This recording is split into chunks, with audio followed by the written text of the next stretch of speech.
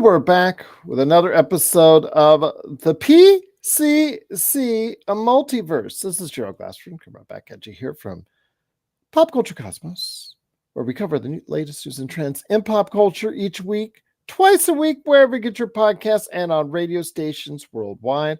Also, as well, Inside Sports Fantasy Football. We just dropped a great episode with me and Chris Ardieri talking, of course, the latest news in free agency and how it affects your fantasy football team. So go ahead and check it out today. ISFF, Inside Sports Fantasy Football, and of course, the Lakers Fast Break.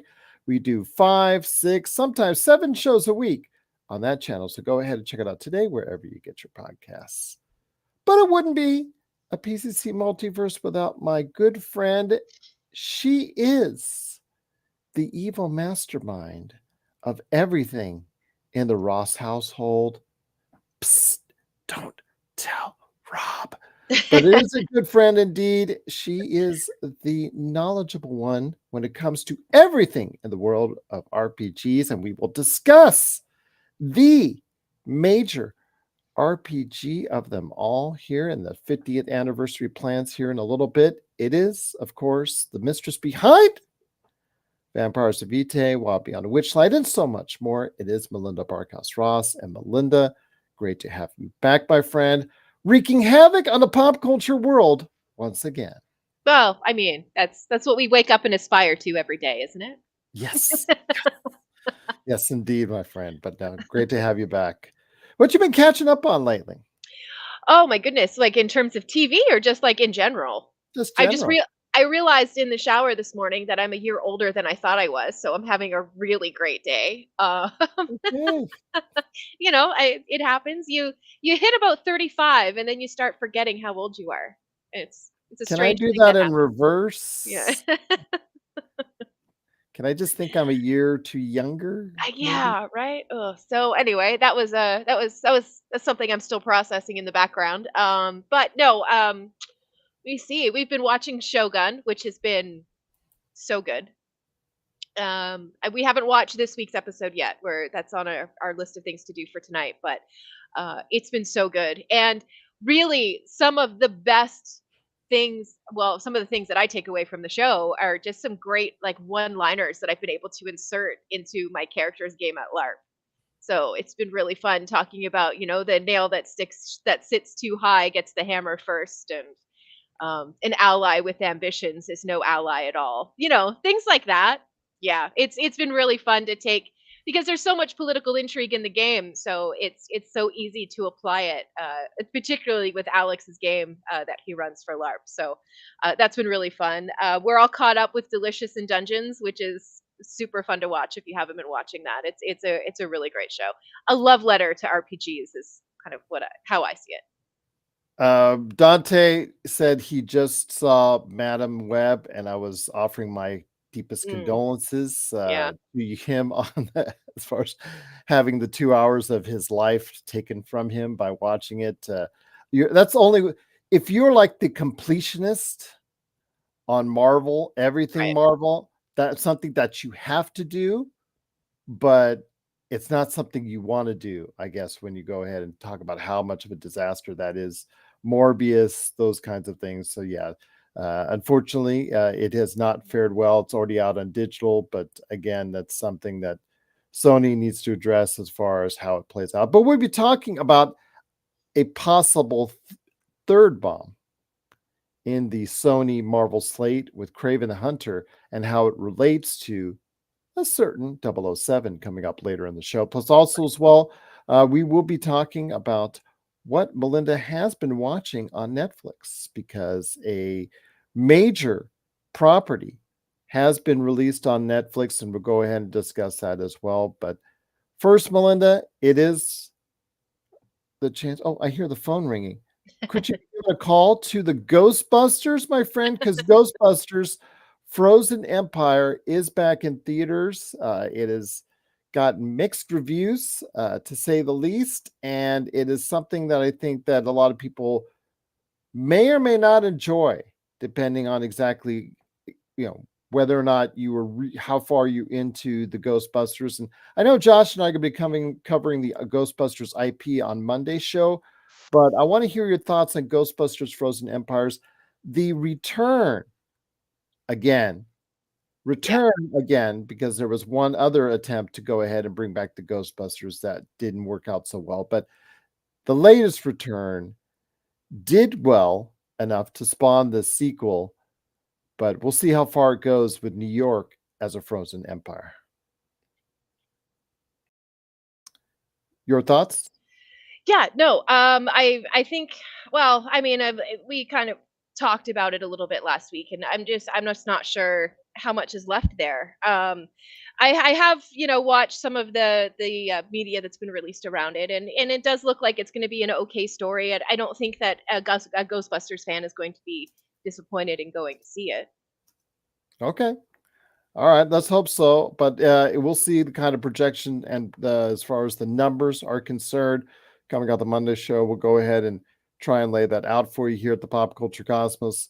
But yes, it is Ghostbusters Frozen Empire, featuring the old crew, the original crew, along with Paul Rudd and the cast of others, including some Stranger Things nods with Finn Wolfhard and more. So go ahead, and if you're interested, check it out and let us know your thoughts on Ghostbusters Frozen Empire, Pop Culture Cosmos at yahoo.com, or Pop Culture Cosmos wherever you get your social media.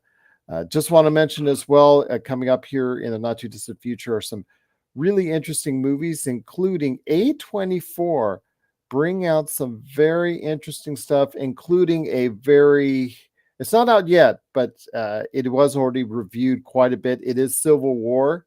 I know that's something a lot of people are looking forward to. So that, I think, in the coming weeks we'll be talking more and more about. It is expected to do well for an A24 movie because they are shown in limited release. So definitely looking forward to seeing what's there and what's coming up for that. But in the world of movies, a movie being brought back out to remind us all about how old we really are is coming up here in the not too distant future. Tim Burton returns to the magic in the world of cinema with directing Beetlejuice. And that's first trailer came out. It didn't show you much, only gave you glimpses of what's going on with Jenny Ortega, from her hit role in Wednesday, plus some of the original cast members. So your thoughts on a return to Beetlejuice? Honestly, I was on the fence with it when I was hearing about it, and I mean, yeah, the cast is great. I love that Winona Ryder is back. All of those things. I was like, yeah, okay, that's great. And then I did watch that teaser trailer yesterday, and I'm so excited to go see this. The teaser anyway had all of the right member berries in it for you to pick and enjoy. Seeing the covered bridge and seeing them pull the plastic off of the giant miniature of the town and things like that. So um, I I believe that they're going to do it right. I think they're going to treat the property with the respect that it deserves, and yeah, I think it's going to do maybe even better than anybody is even anticipating right now. Okay, and I'm hoping so, because Yeah. obviously the box office could certainly use it. I don't know if Ghostbusters and subsequent movies like the Planet of the Apes movie, and other movies like Godzilla X Kong, how well those movies will substantiate the box office. So Mm. we could use some surprises like Beetlejuice. But at any time that Hollywood draws back on this 70s, 80s, and 90s nostalgia, it's like mixed results. I would say mixed results, because they're taking virtually every popular or even semi-popular property from that era and redoing it in its own vision, and it's not always quite working out. So I'm hoping it does work out, because it is Tim Burton, because he originally made Right. Beetlejuice, that he'll actually be able to have it translate to a modern audience. Yeah, I think so. And I think too that he's going to do and make the right decisions when it comes to, paying homage to the story that he told before. And yeah, I think that it's a chance to really impress audiences and hopefully get some audiences who may not have seen the first Beetlejuice interested in going back and watching the original. Absolutely. So Yeah. we'll keep you updated on the status of Beetlejuice as it comes out later this year. But the first trailer dropped this week. And if you want to go ahead and check it out, please go ahead and click on the link on Facebook at Pop Culture Cosmos. It's right there for you. You can go ahead and click on it and share us your thoughts. Pop Culture Cosmos, wherever you get your social media. So, my friend, there is still much more to talk about. And before we hit the break, I wanted to go ahead and mention the new James Bond thing that dropped. That was the other major news story. It kind of dropped late in the evening, middle of the week, because most of the reports were started overseas on this. But as I was talking, and we were talking to Dante earlier about the failed history of Sony's side Spider-Man movies outside of Venom in Morbius and Madam Web. The next movie to come out in the line of that is Craven the Hunter. Although I think Venom 3 may have been pushed ahead of it, but I don't remember. I don't remember in our preview where it came along the line. I think Venom 3 may have been pushed ahead of Craven the Hunter, but regardless, Craven the Hunter, we've already seen a trailer for it. It has come out as far as the trailer is concerned so far, and I don't have any great opinions on it, and I don't think a lot of people do either. So I don't see it destined to do much better than Madam Web, or also as well what we saw from Morbius, which has already come out to broadcast television, or not broadcast, but cable television. So Mhm. I will say this. Aaron Taylor Johnson, though, has been a part of the Marvel Cinematic Universe. He has done a lot of good roles. The Train movie with Brad Pitt, he was very good and very entertaining on. But he is now expected to be the 007. Reportedly they've made an offer to him to become the next 007. Your thoughts on Aaron Taylor Johnson becoming the next the next Bond? James Bond. Mm. Yeah, so I mean, I know that the actors often have to play along. So if he has been approached, that might explain, some of the things that I'm starting to see about him wanting to kind of distance himself from some of the rumors that he is going to be playing the next James Bond.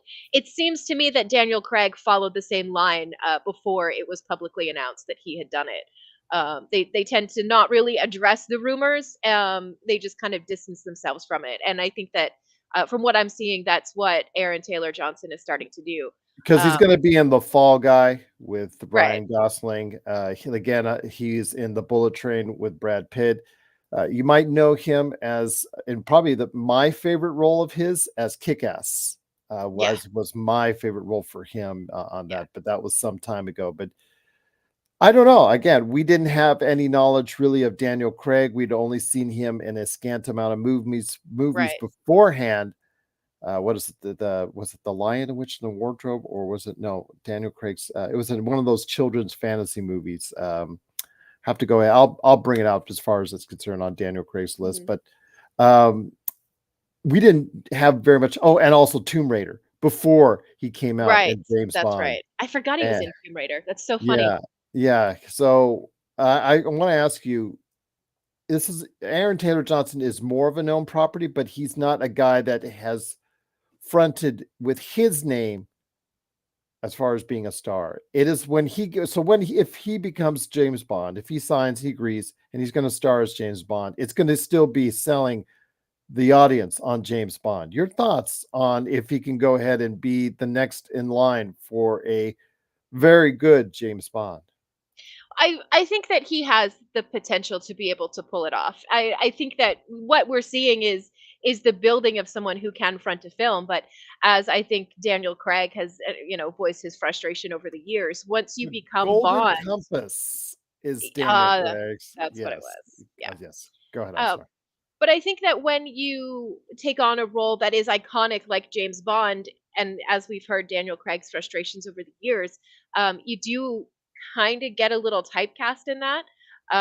So I think that that's why they look for and try to find these actors who are new enough in their careers, but established enough at the same time that people aren't going to be left going, who? When they make the announcement. Um, So I think that it makes sense. I think that all of the signs are pointing to this probably being the case.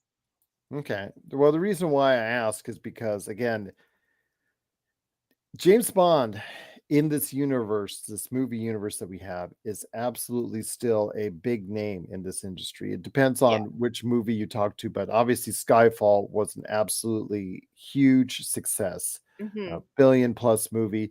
The other movies in the realm still can get you. Even a bad Bond film or a below average James Bond film can still garner 6 to 800 million dollars easily. Yeah. So I I want loved to Casino Royale. I loved Casino Royale. Yeah, I Yeah. mean, he's been very solid, and he helped build again that because once Pierce Brosnan left, there was a lot of questions with Daniel Craig getting that role, and he made it his own, and he did a great job with it and a sensational job with it. So I guess I'm still worried about where it's going. I know that my good friend Mr. Joe Soro on the Lakers Fast Break mentioned how he wanted Idris Elba. And I thought that would have been an excellent choice as well, but maybe his Yeah, age came into play. I'm not exactly. sure. I think we missed the window on Idris Elba. That would have been my choice for Bond. I think that we probably talked about that before. Yeah, Um, yeah, but I do think that they waited too long on making any kind of movements with him. So I think that he's probably a little I don't, yeah, a little too old to be playing James Bond right now, which is unfortunate because I really do think that they missed a fantastic opportunity. Um, and I think that he would have been huge. I think as James Bond. So I I agree, agree. missed opportunity. I agree with you wholeheartedly on that, and that's Mhm. something that again that maybe they'll regret, but we'll see. Aaron Taylor Johnson, you might know as Quicksilver, you might know as Craven Hunter coming up. You might know him from several roles out there. Kick Ass, he is going to kick ass as Mhm. James Bond. Getting the martinis shaken, not stirred, and all that good stuff. He is going to, well, maybe, I don't know. I'm hoping they'll still keep the martini shaken and not stirred, but we'll see. We'll find out as Aaron Taylor Johnson reportedly has been offered the role of James Bond. We'll see what happens. But your thoughts on Aaron Taylor Johnson being James Bond, let us know your thoughts. Popculturecosmos@yahoo.com. Well, my friend, there's still much more to talk about on today's show, the PC Multiverse. I want to ask you this. In the world of video games, not one, but two games are starting to come out. I just love how these AAA or AA or whatever you want to categorize these two games as, they come out just right on top of each other. We've got MLB The Show that had to actually come out because that ties into the baseball season. So that's Right. that's yeah, that's something right there. But Sony, in their infinite wisdom, brings out Rise of the Ronin. Yeah, I mean, MLB The Show. Sony, concentrate on one thing. Yeah. You've already got MLB The Show. You think it's a different audience. You think it's these are video gamers, Yeah. and video gamers like to play video games regardless. And okay, all right, you're going to do it. You're going to do it. But they, I think, committed a little bit of a faux pas, bringing out Rise of the Ronin today, which is an exclusive to the PlayStation 5 on the same weekend as Dragon's Dogma 2 has come out by Capcom. Your thoughts on this in regards to, just it wasn't didn't need to happen like this. Sony needs to understand how to map these things out better because they had weeks in front of them. They could have released Rise of the Ronin out, or weeks after, which they could have done it, but yet they chose the same week they chose to release their other or big property that they have in MLB The Show. Your thoughts on Dragon's Dogma 2, Rise of the Ronin coming out in the same weekend? Well, I mean, really, it does have potential to apply to a different type of gamers. I personally don't play sports games, so I wouldn't be interested in that, but I would be interested in the other game, the Dragon's Dogma. But But they seem to those two, at least Rise of the Ronin and Dragon's Dogma 2, might cannibalize each other. yeah, absolutely. And I think that um that's where things get a little bit dodgy. So what really this is telling me is it's a great weekend to be a gamer. And if you want to see your friends who are into video games this weekend, it's best to show up with energy drinks and some kind of snack, and bring and drop that off to your feral video game friends. They've got a big weekend ahead of them. That they do, my friend, that they do. But I want to go first on the, I think probably will be the most successful of the three games, which is Dragon's Dogma 2. And the reason why I say that, because the first was, I don't know if you'll categorize it as a cult hit, but it's been very fondly remembered. Hmm. So in doing so, I think that it is probably going to get a lot of good love to start off with. It's getting solid reviews for the most part from what I'm seeing. I'm going to go ahead and bring up the Metacritic score right now on it, but it does seem to be getting some, like Rise and Ronin, they're both getting fairly good reviews. They're both right around 75, 76.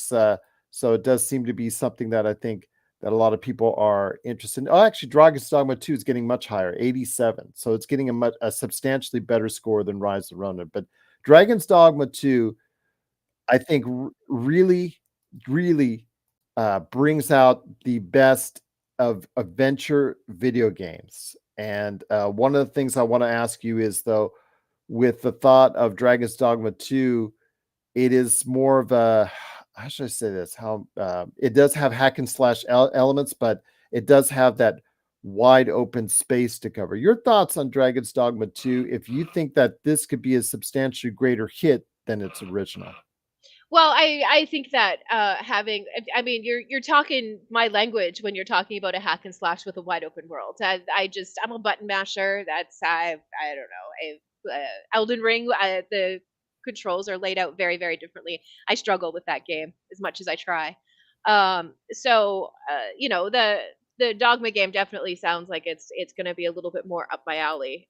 But Dan, I don't know. Rise of the Ronin looks like a great game as well. So yeah, I if I had to make a choice this weekend, I think the Dragon's Dogma may come out a little bit ahead of that, just based on that description of being a bit more of a hack and slash, which is my jam. With Yes. some wide open world exploring, which is also very fun. And the fact you can, just recruit Mm, and get some NPCs to assist you on your journey, which is always something I liked. I liked Oblivion when I could go ahead and I could actually get someone or get a group of individuals to go ahead and be a part of my journey. And I thought that was really, for me, something I really enjoyed that aspect of it. But uh, your thoughts on being able to go ahead and interact in a way that maybe not all RPG games can go to, being able to take care of big monsters in a group. It is not supposed to be the easiest game in the world. It does not give you a learning curve. It does not, from what I've seen on a ton of these reviews and a ton of the footage I've seen, does not hold your hand. And again, we're seeing this in the line of a lot of games out there that are coming out that don't hold your hand, that don't get you started, that don't ramp up the intensity, that don't ramp up the, I guess, experience level. It just hits you hard and hits you right yeah. away. Elden Ring, you just spoke of right there. That Yep. is a game that does not hold your hand. In fact, it No. smacks it and Yes. then uses the hand that you were trying to hold and hits you in the face with it several Yeah. times Yep. before you finally get it and move on. Yeah. So, your thoughts on Dragon's Dogma 2 not providing I guess, a little bit of a ramp up to start, instead, just throwing you into the wolves, figuratively Hmm. and literally, in Dragon's Dogma 2. Well, I mean, there is a level of fun to that, but I'm one of those people well, I tend to get a little frustrated when I can't figure out what's going on. So, there has to be some Are kind of you a answer. controller thrower? No, no, I'm not. I don't rage quit either. I Okay, get a little hot under the collar from time to time, but okay, I do my best to okay. stay with it. Do you Um shout Canadian curse words? Even those are far too polite. Okay, alright. But no, I think that there is a level that of hand holding that I personally need as a person who plays video games, but that's because I don't consider myself to be like a truly like really hardcore video game consumer. I have my favorites and I have my games that I enjoy playing. But I don't necessarily need that extra challenge of going in and trying to figure it all out on my own. A little bit of help along the way is much appreciated. Well, as we'll talk about with Baldur's Gate 3, Hmm. and of course, your fascination with those type of games, the games that you played last year and are still playing didn't offer much of a hand holding as well. So your thoughts on that? I mean, that's It's you seem to yeah, enjoy it. yeah, that's true. But I think the difference with Baldur's Gate is I'm walking in understanding an awful lot about Dungeons and Dragons in general. And I understand that you can make the argument that Baldur's Gate might be a little more D&D adjacent or what have you, but I just think that because as a player I'm walking in with, that bit of D&D lore behind me. I understand what magic missile is. I understand what featherfall is. I understand what misty step is, and having all of the things popping up on the screen that tell you, X to do this, X to do that, that all goes really very far with me. And especially in the beginning of playing games. Now, Robbie has managed at this point to get much further in Baldur's Gate than I have. I think I've just started to crack Act Two. I don't have Subscriber, huh? the Cool. time to really sink into it. But um, the enjoyment I think of Baldur's Gate is you start as your level one character, and then um, by the time you hit level three, I feel like if you've stayed with it, then you have a pretty good idea of basically how to run the characters and that kind of thing. But it does not give you hints. If you can't figure out a puzzle, baby, you are stuck. No, that's for sure. Speaking of Baldur's Gate 3, before we hit the break, I did want to go ahead and mention that Larian Studios, after initially thinking about doing some DLC and maybe some expansion on top of it, or Baldur's Gate 4, has decided to, you know what? We're just gonna wipe our hands and Yeah. move on away. There's like they're like running, starting with a. You know how you have a slow run, and you're like trying to look back, and you're trying to make sure nobody's following you. Like in this case, Wizards of the Coast, and we're like Hmm. run, starting faster, and it gets faster, and it gets faster, and they're like sprinting away from Wizards of the Coast because they said they want no more to do Yeah. with the world of D&D. They are moving on to their next project. Well, actually, they're going to have some time off, well-deserved time off, Hmm. and then going to go ahead and basically work on something else. So your thoughts on that before we hit the break? Yeah. Bye-bye, D&D. Bye-bye. Yeah. As D&D gets ready to celebrate its 50th anniversary, to me, it's incredibly disappointing to see headlines like that pop up, especially with Oh, we'll everything talk about that every I- after the break. yeah, with everything that we've come up against, when it comes to D&D recently. So just seeing another company go, you know what, it's just easier if we don't, so we won't. Yeah. It's disappointing.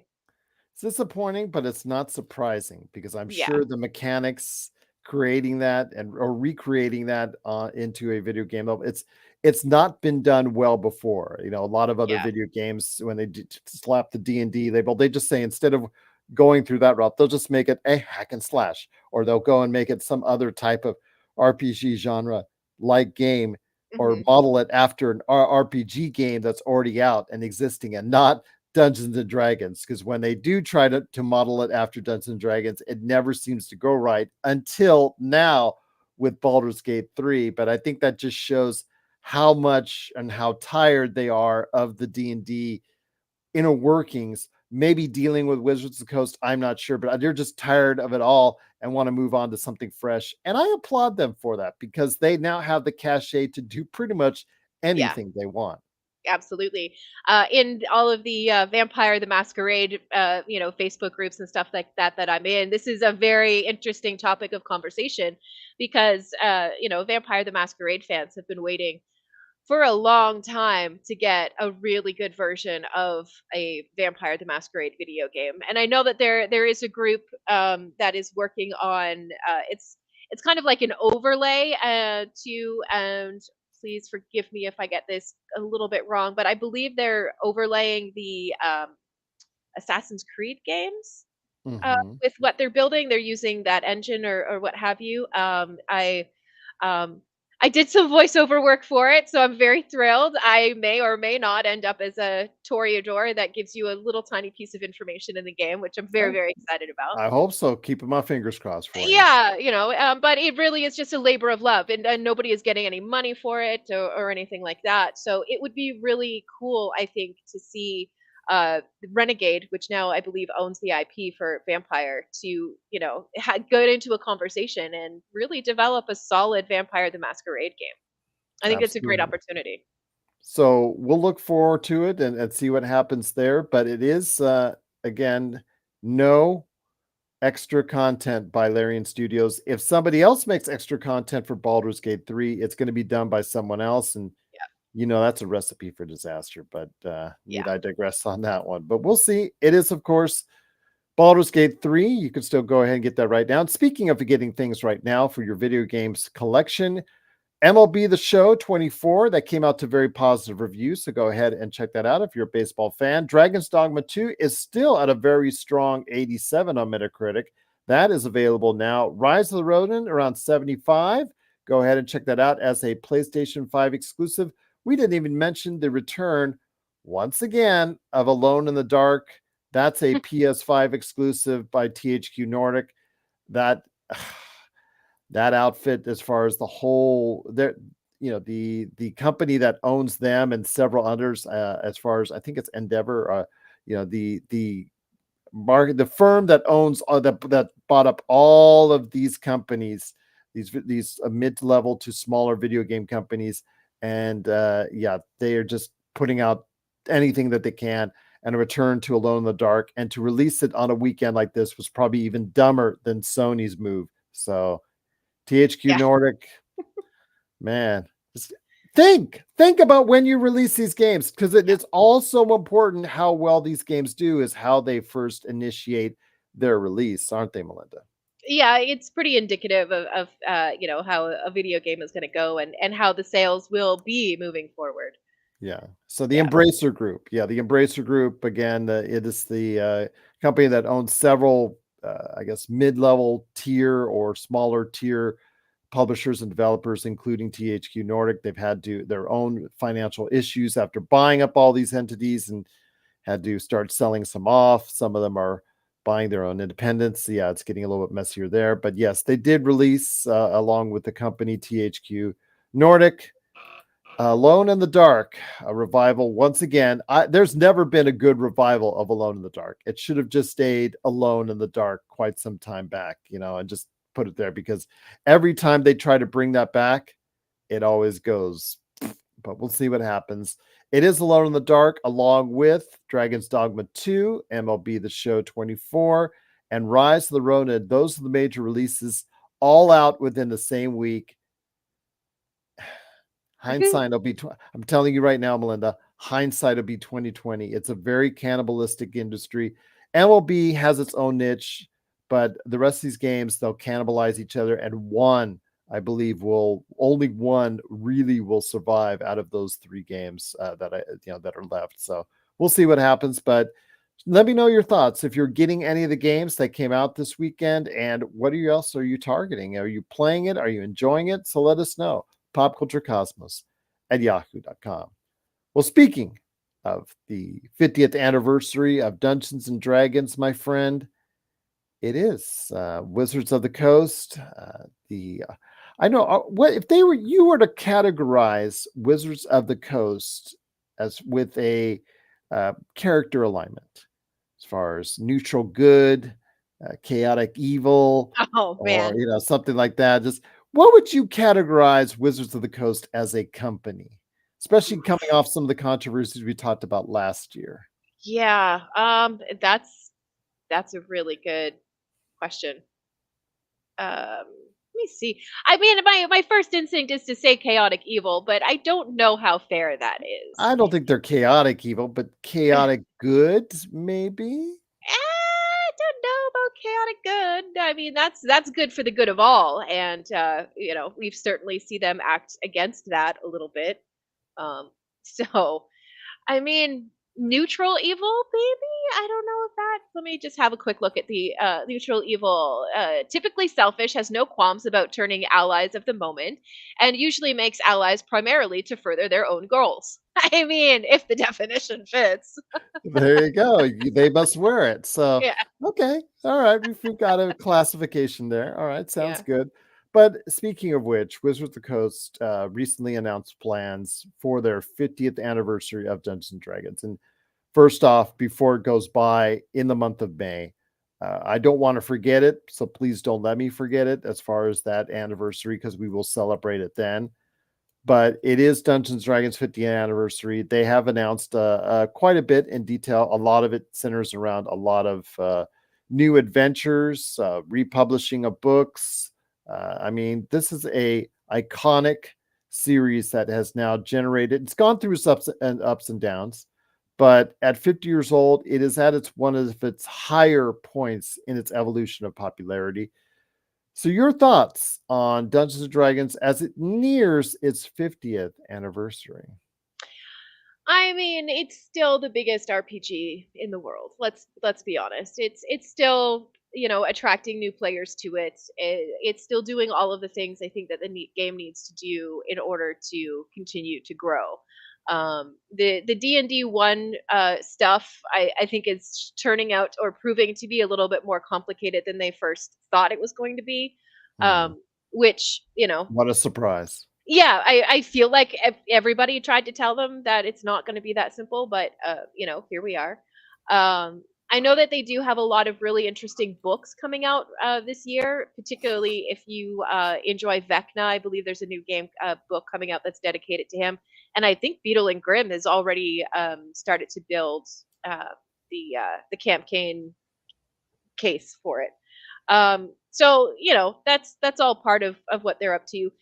New content for D&D is always exciting. It doesn't matter if you're gonna go from V5 into D&D one, or if you're gonna hold the line at 5e, or if you're still playing 3e or 3.5, or if you're still playing fourth edition. Bless your heart. I think that there's always room for people to play D&D the way that they want to, and they get to do that because it's happening at a table, and ultimately you and the players are deciding what you are going to use.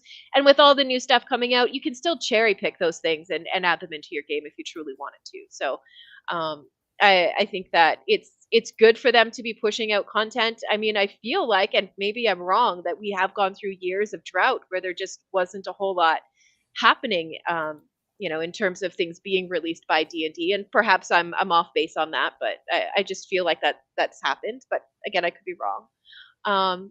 So I think it's a positive. They've managed to keep it going for 50 years. I can't see it slowing down anytime soon. It does seem to be a bit of a runaway train in terms of its modern success, anyway.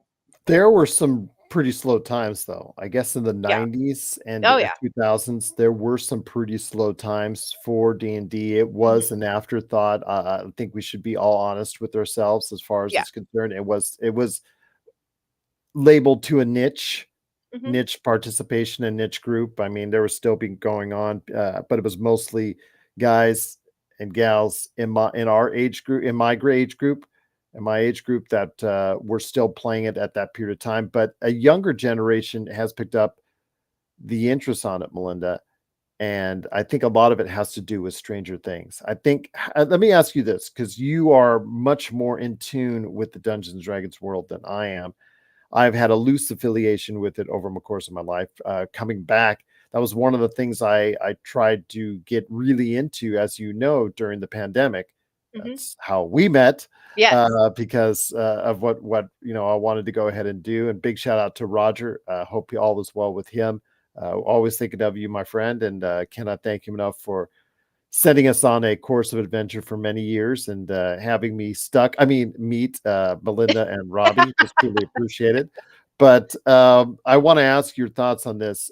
How monumental or how important was Stranger Things in introducing Dungeons and Dragons to a new and younger audience out there? I would say that it was probably pretty significant.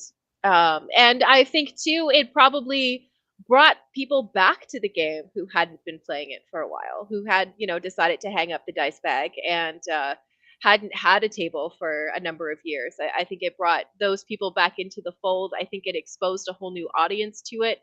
But you can't forget Big Bang Theory had some pretty significant, Critical role as yeah, well, and the critical role. rise of streaming. Yeah, absolutely. That's also big, large, massive components to the success. Community had their storyline where they were playing D&D. I think that the support of pulp culture at this point has really helped to boost D&D to heights that it hasn't seen since probably the 80s. And I agree with you. I think it may have been a little bit higher coming in, going in the pandemic, Hmm. because people were home doing things that they were playing on, but still very strong. Even after the controversy last year, I think that kind of took some bloom off the rose. I know it did for you, that's for sure, Sure because did. you were Yes. angry. You were I an angry woman. Well, Uh, absolutely. I'm so tired of being part of fandoms that end up spitting in the faces of their fans. I am so tired of that. It's time for fans to be embraced by these IPs, and it happens for a little while, and then it just seems like everything does a 180, and then all of a sudden your fans become your greatest enemies. And I don't understand that thinking. I don't get it. Sorry. Oh, no, right, no. the Brinks truck? I don't know. Yes, Maybe. it's always about money. When in the end, your answer Yeah. you can always find leads to the Brinks truck, and Yeah. as it always does. But it is Dungeons and Dragons planning a 50th anniversary. We will go more in detail in the month of May. I'm going to let Melinda choose the day, or the episode that we really go into, because I guess it's a month long celebration. There's no one day. Is there one day that is supposed to happen? It's like the May, like Star Wars has its May the 4th Yeah, day. I honestly, that piece of information is not currently in my brain, to be honest with you. Yeah. So I Okay. can So certainly find that out, though. if you Um, can, please, mm, I'd love to go ahead and do it on that day. If not, if it's just like a month-long celebration, I'm sure because Wizards of the Coast may want to do that out as far as a month-long celebration for monetary reasons. That may be in play as well. So yeah, let me know your thoughts on that. And I'd love to hear your thoughts as well on Dungeons and Dragons, the 50th anniversary as it gears up. Are you excited for it? Are you doing anything special for it? Please let us know. popculturecosmos@yahoo.com. Well, before we head on out, I wanted to go ahead into some sci-fi, if I may, my friend. So we'll start off with Star Wars. Star Wars with all the stuff. It's so great that when I have enough content filled out for our show and Josh's show already. That's yeah, so great when there's so much coming in and coming out as far as what I need to explain, what we need to talk about, what we need to catch people up on if they didn't get wind of it during the course of the week, or because everybody's working, everybody's doing their stuff, everybody's doing their thing, so they need to catch up on stuff. One of the things that came out over the course of the past week is the first teaser trailer for Star Wars Acolyte, hmm, which takes place in the High Republic era, which again is great for those that are familiar with the Star Wars universe. But for those that are just like casual audiences, they're going to be like, I'm just all over the map. I don't know what's going on. I don't know what time frame this is. And it's just, it's rough, Melinda, because you want to see Star Wars tie everything together, because I think they need to going forward if they want to get back into the big budget movies that really generate the most money for them. But they keep on drawing back to their past. This takes place, I believe, about 40 to 50 years before the Phantom Menace, I think is what they're going to tie it down to. Right around the the dawnings of Emperor Palpatine, right. becoming, or the Sith Lord, Hmm.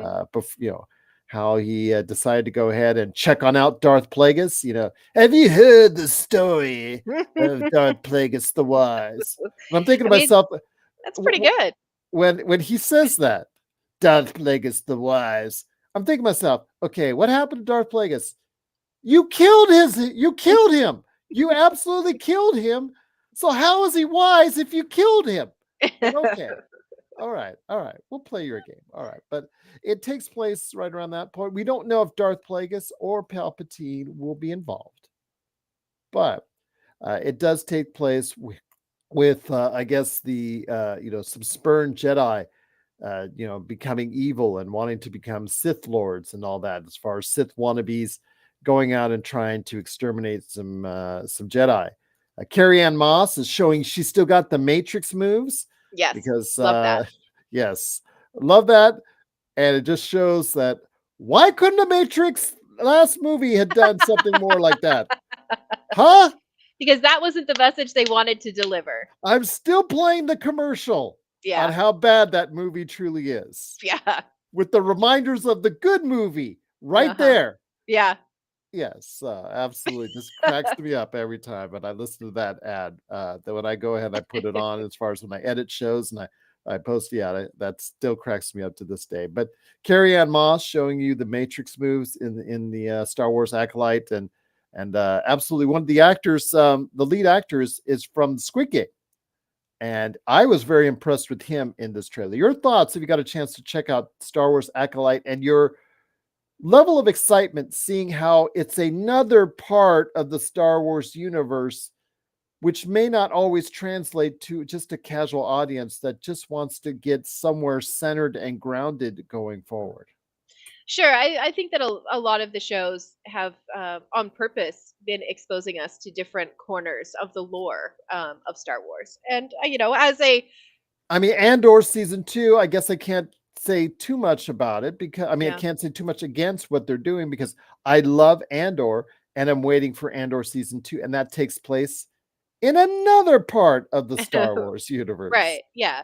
So I think that, for the casual fan, which I consider myself to be of Star Wars, I saw this trailer, and I mean, I'm intrigued by the story. I'm interested to watch how it plays out. And I have a few Star Wars buffs on my Facebook page, and I have a few who are, more passively fans the way that I am. And for the first time in, well, a few shows, I'm seeing unanimous excitement for it. At least as far as what I'm hearing, directly from people that I know. So I'm taking their word for it.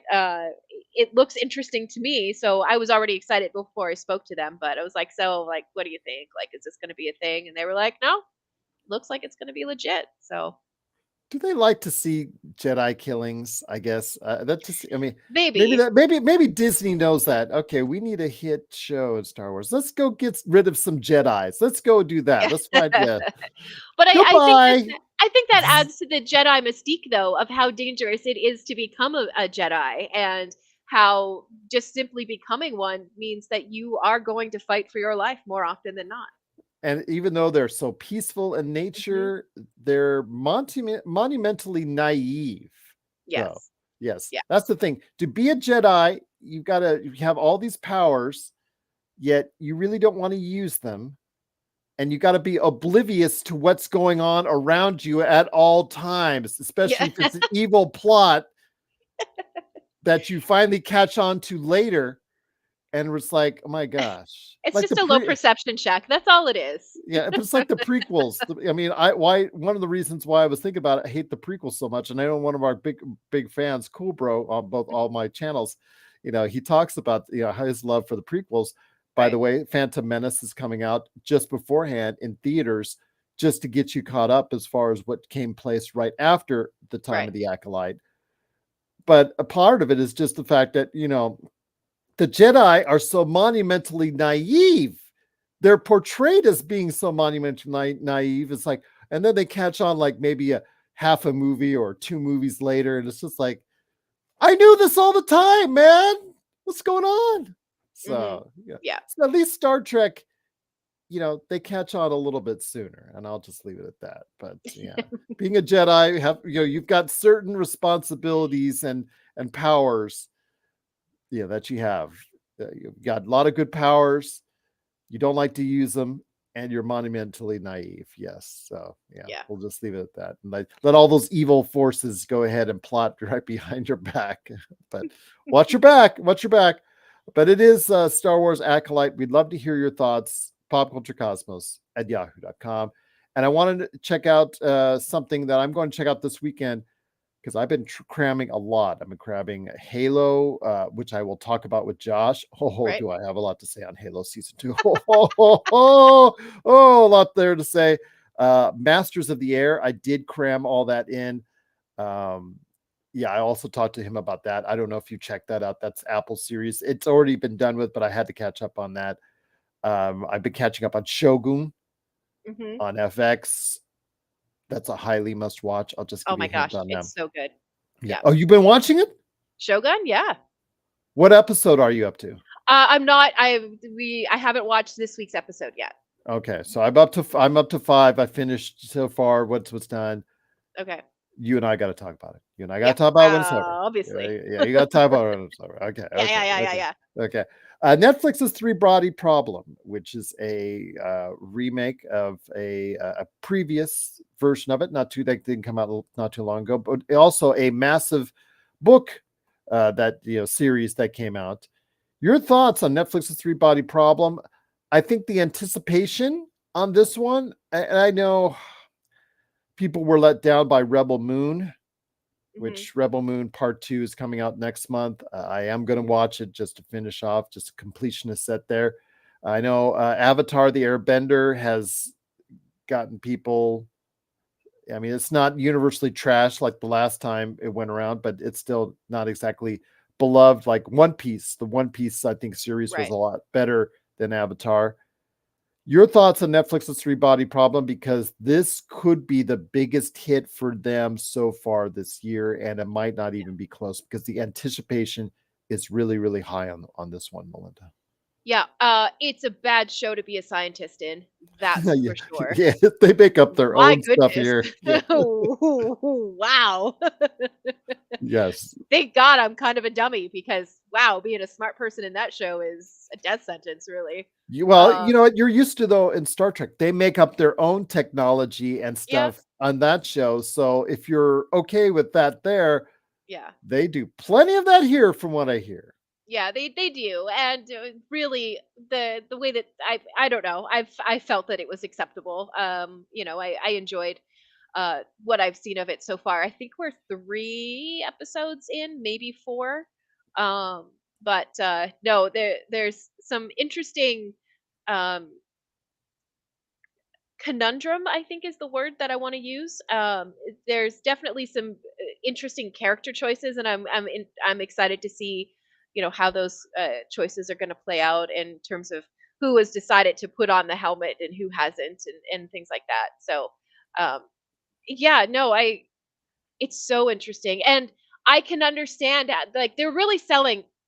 Wow, one thought at a time. They're really selling this idea that um, the game experience is all encompassing because as you're watching them play in this game, um, you know, I was feeling the same kind of panic for them to finally rescue that one person that they have failed to do over and over and over again. And Absolutely. and like I was starting to sweat about it. I was like, man, I don't know how they're going to figure out how to do that because it's obviously something important in this game. But they fail to do it at every single turn, which is so interesting. Um, but yeah, it was getting harder to not find their time in. I don't know how you want to describe the two worlds, but let's just call it real life, I guess, IRL. Like a lot of that was almost dull in comparison to what they're shooting and showing in terms of what's happening in the game, which I think they're doing on purpose because they I think they're really trying to work on selling this idea that living in this game world just feels so much better than it does living in real world, which I think is an interesting part of the show, an interesting layer of it anyway. Do you like that part of it? Because some people, or some reviews, I should say, have kind of said it takes you too far out of the element as far as watching. It takes you out of watching it. Yeah, I think that you could easily sit down and you could easily watch each episode 2 or 3 times and see something different every time you watch it. Okay. I do think that. I understand that complaint and where that could be coming from, but um, I don't know how warranted that is. I think that it's doing that on purpose. I think it wants the audience to be confused by that because I think that that's what the characters are experiencing. And yeah, it's interesting. It's just an interesting story. It's an interesting thought experiment, if you want to put it that way. Yeah, no, I'm excited to see where the show goes, and you almost can't wait to not have other shows to watch so you can sit down and and watch those first couple episodes again. I think it's going to be a massive hit because it's not, how should I say this? Come off right.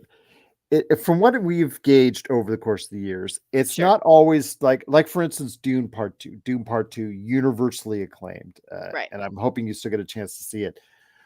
Dune Part Two, absolutely universally acclaimed, highest tier, doing good at the box office, but not great. It's not doing, it's not. I don't think it'll make $1 billion. You see a lot of times where movie that gets good rated, not great, but it's marketed in such a way and it has such hype attached to it because of a history, because of IP, whatever. It really connects with a larger audience for whatever reason. Maybe Doom Part Two is too highbrow or intellectual for some, regarded as such, or maybe it's your dad's story, your mom's story, whatever, Mm, in regards to that. So maybe that's why it will never achieve that superstar status that you and I probably think it deserves.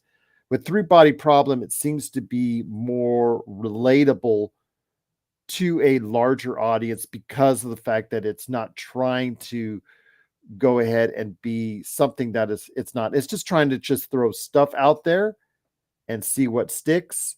And if you don't get it the first time, it's asking you to watch it again, but it's making mhm. it in such an entertaining fashion that it's getting to be relatable to audiences out there. I really think this is going to be a massive hit for Netflix. Like we thought we were the first ones to jump on, or we were one of the first to jump on here in the States on Squid Game and Yeah. how well that was and what that would do. We thought it would be a massive hit. And a week later, everybody on the planet was just blowing up about it.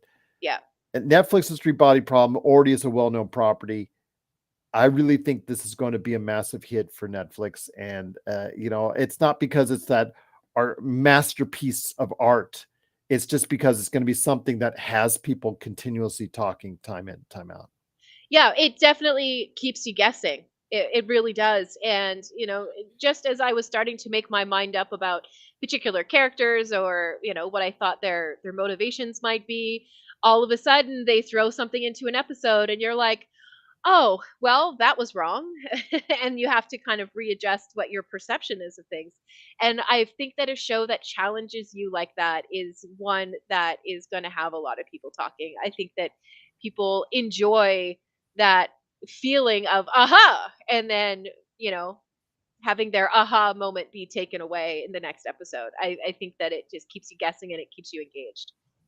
It is Netflix's Three Body Problem. If you're watching it now, or if you want to go ahead and let us know your thoughts, when you do, popculturecosmos@yahoo.com. Well, my friend, it's been a great episode as always. You got a Vampires and Vitae coming up here on the weekend, I'm assuming. Yes, Yes, we absolutely. do. Yeah. We are still in the thick of the wedding planning in the episode that's going to drop. But the game that we just played was Rose, taking care of business, and yeah, it's. I hope that people find it as interesting to listen to Rose and the things that she's remembering and thinking about as she's getting ready to embrace Philippa and getting ready to send her off to Benoit. And I don't know. I hope that it's compelling to listen to because it's been really compelling to play at the table. So my hope is that that's going to transfer for the audience. It is Vampires and Vitae. Please go ahead and check it out today on YouTube or wherever you get your podcasts. And I do want to go ahead on a little bit of a somber note to end this show, as I will talk in more detail with Josh on Monday, because there's a lot of things that we want to discuss on Monday in regards to this. But Buddy Gold, Canadian radio personality who owned and operated Croc Community Radio, passed away recently. We were just made aware of it. And basically, he was an outstanding friend of the show, was one of our absolutely biggest supporters of the Pop Culture Cosmos. And I was sad. I was really sad to hear the news. Melinda, as a fellow Canadian radio personality, any last thoughts on the way out? And again, I will be making a lot of thoughts again on the Monday show with Josh, because Josh and I and Buddy go back a long, long ways. Yeah, I think that one of the things that is interesting about living a life on the airwaves, is that you leave a legacy with people that you didn't know, but who felt as though you were family to them. And when you lose that person, that personality that you have followed, that personality who's become your friend, um, it's felt by audiences, and it's felt by people in the community, and your ripple is felt, in ways that you have never imagined. And I think that we are so fortunate to have had the opportunity to know him, and I think that we're very fortunate to have the opportunity to be able to go back and re-listen to some of those favorite moments, because I promise you that those will be put together, and those will be put on the air, and those will be shared through all of the communities that he has touched. I was just looking back through some of the old messages I had, excluding the one and to letting him know about your arrival back in 2021, and yeah, he was excited to hear about a Canadian radio personality becoming a part of the show, and loved our show, both the Friday and Monday show, and definitely want to go into a little bit more on the Monday show with Josh. And yes, all respects and condolences to his family on the passing of Buddy Gold, but truly wanted to make note of it before we headed out. And Melinda, I cannot thank you enough for sharing those kind words, and hopefully we will go ahead and continue to honor his name by producing good shows here at the Pop Culture Cosmos. So, yep. And on that note, so for Melinda Barkhouse Ross, it's Gerald Glassford. Thanks so much again for watching, listening. It is truly appreciated. It's another beautiful day right here in the PCC Multiverse. We thank you so much for listening. It is, of course, the PC Multiverse. And here's hoping you have yourself a great